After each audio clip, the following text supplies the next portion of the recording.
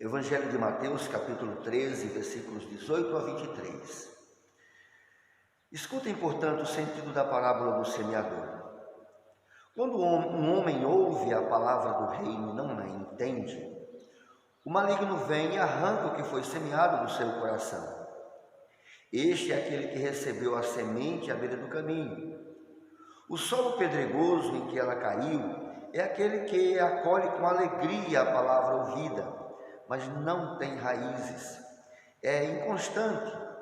Sobrevindo uma tribulação ou uma perseguição por causa da palavra, logo encontra uma ocasião de queda. O terreno que recebeu a semente entre espinhos representa aquele que ouviu bem a palavra, mas nele os cuidados do mundo e a sedução das riquezas a sufocam e a tornam infrutuosa. A terra boa, semeada, é aquele que ouve a palavra e a compreende e produz fruto, 100 por 1, 60 por 1, 30 por 1. Palavra da salvação, glória a vós, Senhor. Irmãos, no dia de ontem, no evangelho anterior, no que foi, nós refletimos anteriormente, no dia de ontem, então Jesus já falava. Por que ele falava em parábolas às multidões? Por que ele falava em parábolas e deixava assim mesmo? Só explicava para os verdadeiros discípulos, para os seus discípulos que estavam junto dele, que se aproximavam, que perguntavam, que eram seus amigos, que acolhiam sua palavra com alegria e transformavam em vida, em salvação. Por quê? Porque os outros ouvem com má vontade, duros de coração, insensíveis, não se convertem, não são curados das suas mazelas, não são salvos.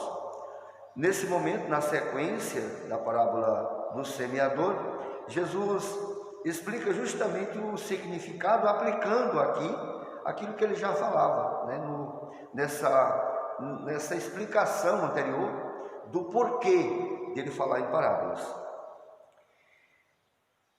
O semeador saiu a semear, é a parábola do semeador. Saiu a semear e a semente caiu à beira do caminho, os pássaros comeram, algumas sementes caíram entre as pedras e brotou rápido, mas morreu logo. Outras sementes caíram entre os espinhos e foram sufocadas pelos espinhos.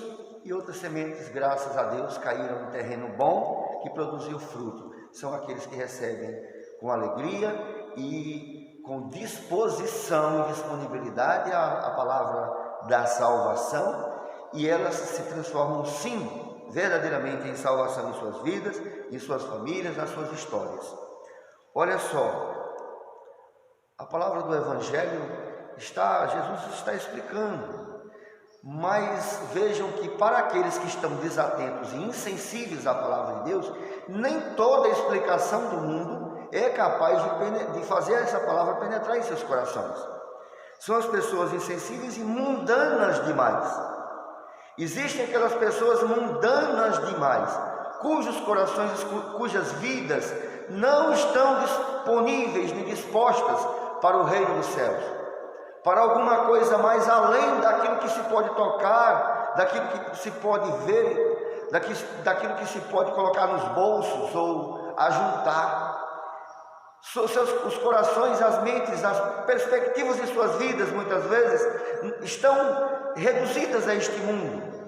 Não alça voo, não vai além das coisas, além da vida, além das coisas sensíveis. Corações insensíveis, corações endurecidos, banais, apegados aos prazeres dessa vida, endurecidos pelas coisas desse mundo, pelos apegos às coisas, pelas preocupações dessa vida. Nesse contexto, corremos o risco de simplesmente assassinar o Evangelho, tirar-lhe a vida, tirar-lhe a força de salvação. Aqueles que ouvem a palavra do reino sem a devida atenção, sem a devida piedade, sem o devido amor, sem o devido respeito, sem o desejo de eternidade, são aqueles que, de forma banal, de forma banal, não acho nem importante as coisas de Deus, a palavra de Deus, a oração, não acho isso importante. Vivem do que é passageiro.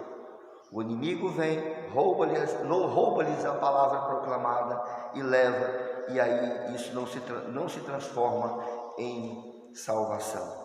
Temos que estar atentos, irmãos, com que tipo de disposição, com que tipo de atenção, com que tipo de sensibilidade nós escutamos a palavra de Deus. E não só isso, com que tipo de atenção e disposição e disponibilidade nós lemos o livro da história, o livro da vida, o livro dos acontecimentos, os sinais dos tempos, com que olhar, com que ouvidos nós estamos olhando e ouvindo.